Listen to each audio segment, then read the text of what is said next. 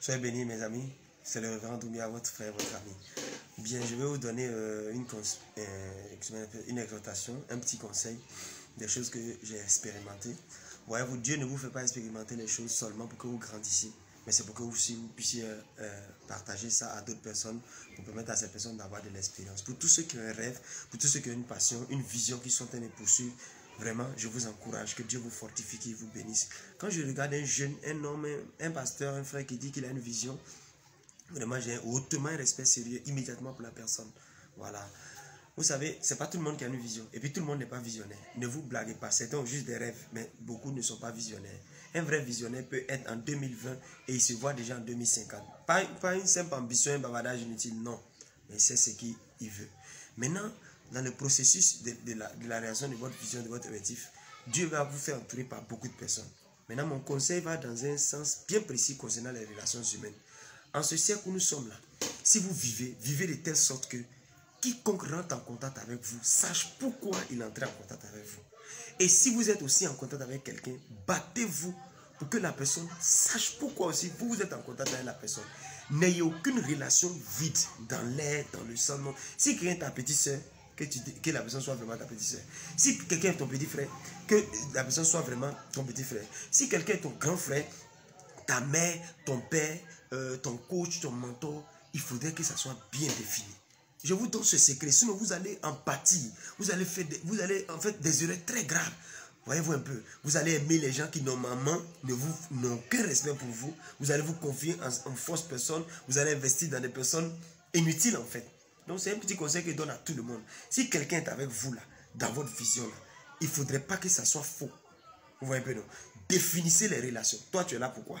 Toi tu es là pourquoi? Toi, tu es là pourquoi? Je sais que lui là, c'est un fils. Je sais que lui là, c'est une soeur. Je sais que celle-là, c'est une soeur. Je sais que telle personne, c'est juste une connaissance. Ouais, un peu non.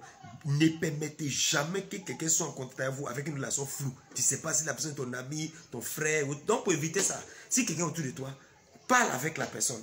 C'est pour ça que beaucoup de jeunes qui ont commencé les mouvements, des ministères, des visions, même des hommes de Dieu, ils n'ont pas été clairs avec les gens. N'ayez pas peur d'être clair avec les gens. Ça ne veut pas dire que vous êtes méchant.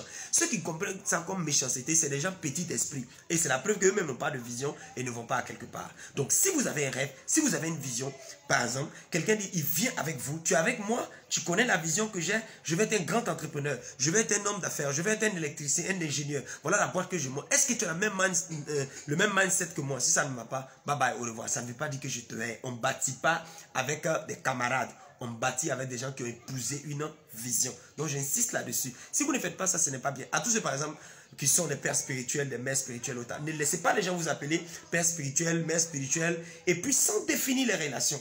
C'est dangereusement dangereux en fait. Je veux dire que si tu es père pour quelqu'un, c'est une responsabilité. Si la personne a été arrêtée, tu es censé être là-bas. Si la personne a été est malade, tu es censé être là-bas. Si la personne a des problèmes, tu es censé l'écouter, l'aider. C'est ça on dit un père. Maintenant, si la personne aussi est fils, ça veut dire que tu es censé exercer une autorité sur la personne, envoyer la personne, gêner même la personne, discipliner la personne. Voyez-vous? Donc, sélectionner les relations. Et quand vous avez sélectionné les relations, dites bien aux gens, ah, si tu es avec moi, voilà mes principes, voilà mes principes, voilà mes principes. Remarquez tous ceux qui sont au sommet, tous ceux qui vont loin, ils ont des principes clairs. Si vous voulez tomber dans l'émotion et les sentiments, vous n'allez rien bâtir. Et à la fin, vous allez investir dans les mauvaises personnes.